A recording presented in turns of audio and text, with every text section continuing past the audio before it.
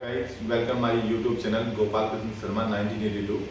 आज मैं आपके सामने भगवान श्री कृष्ण की एक छोटा सा पद है वो मैं आपको सुनाने जा रहा हूँ। और वो लिखा हुआ किसके द्वारा है?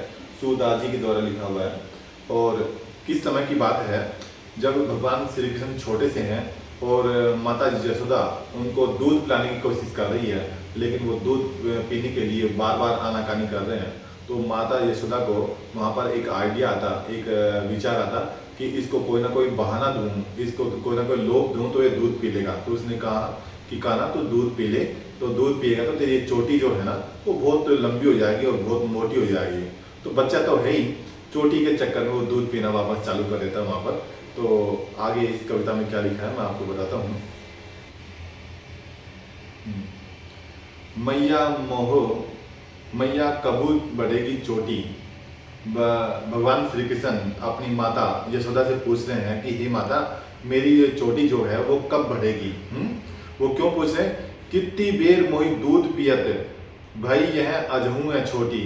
कि कितनी बेर, कितनी बार मोही दूध पियत, कि कितनी बार तू मुझे दूध पिलाती है ना। और भाई यह अजहू है छोटी, लेकिन यह आज भी छोटी है। क्यों, ऐसा क्यों कहा? क्योंकि माता यशोदा ने उसको दूध पीने के लिए लोभ दिया था कि हे कृष्ण तू दूध पी ले, लल्ला तू दूध पी ले तो तेरी चोटी बढ़ जाएगी। लेकिन वो चोटी नहीं बढ़ रही वहां पर। फिर वो माता यशोदा को बोलते हैं, शिकायत करते हैं कि माता तुम मेरे को कितनी बार दूध पिलाती है, कितनी बार दूध पिलाती है, लेकिन ये चोटी तो बिल्कुल भी नहीं बढ़ रही है, वो तो वैसी वैसी ही है।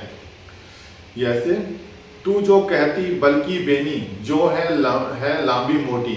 तू जो कहत बल मीन्स होता है बलदाऊ अर्थात बलराम, ठीक है ना।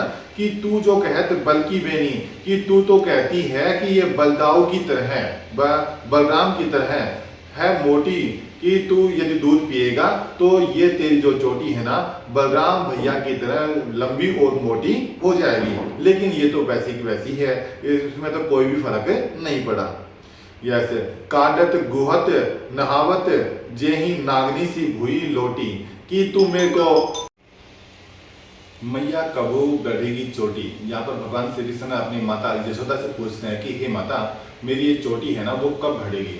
वो क्यों पूछ रहे हैं? क्योंकि माता यशोदा ने उसको दूध पिलाने के लिए ये लोभ दिया था कि तू यदि दूध पिएगा ना तो तेरी चोटी लंबी और मोटी हो जाएगी। इसलिए वो यहाँ पर एक क्वेश्चन कर रहे हैं अपनी माता से, कितनी बेर मोहे दूध पियत भाई अजऊ है छोटी। कि कितनी बार मैंने दूध पी लिया, कितनी बार तू मेरे को दूध पिलाएगी, लेकिन यह तो आज भी मेरी चोटी जो है वो बिल्कुल छोटी की छोटी ही है ना। तू जो कहती बल्कि बेनी, तू तो कहती है कि बलदाऊ की तरह, बलराम भैया की तरह यह लंबी है मोटी, यह लंबी और मोटी हो जाएगी। यदि तू दूध पिएगा ना तो बलराम भैया की जो चोटी है उसी चोटी के समान, उसी के समान यह लंबी और मोटी हो जाएगी। लेकिन ऐसा कुछ भी नहीं हुआ, वो वैसी वैसी छोटी और बिल्कुल पतली सी है। काडत गुहत नहावत जय नागनी सी भूई लोटी। कि तू मेरे को नहलाते समय, मेरे को स्नान कराते समय, मेरे को दुलार करते समय हमेशा यही बोलती है कि तुम्हारी जो चोटी है ना बिल्कुल नागिन के समान मोटी होने वाली है। लेकिन ऐसा कुछ भी नहीं हुआ, मेरे को तू वैसे ही बहलाती रहती है और ऐसी इस चोटी का नाम बोल बोल के मेरे को दूध पिलाती रहती है। और ये चोटी जो है वो ज्यों की त्यों है, उसमें कोई भी फर्क नहीं पड़ रहा। काचो दूध पियावती पची पची देत में माखत रोटी। कि मेरे को गाय से दूध निकालते ही, काचा दूध मतलब गाय से दूध निकालते ही मेरे को दूध तू पिला देती है ना, पची पची। और मैं तेरे को पच पच के मैं मर गया, मैं तेरे को बोल बोल के थक गया। क्या बोल बोल के थक गया? कि दूध रोटी, कि मेरे को दूध और रोटी मेरे को खिला दो, लेकिन तुम मेरे को दूध और रोटी नहीं दे रही हो और मेरे को बार बार ये दूध पिलाने की कोशिश ही कर रही हो।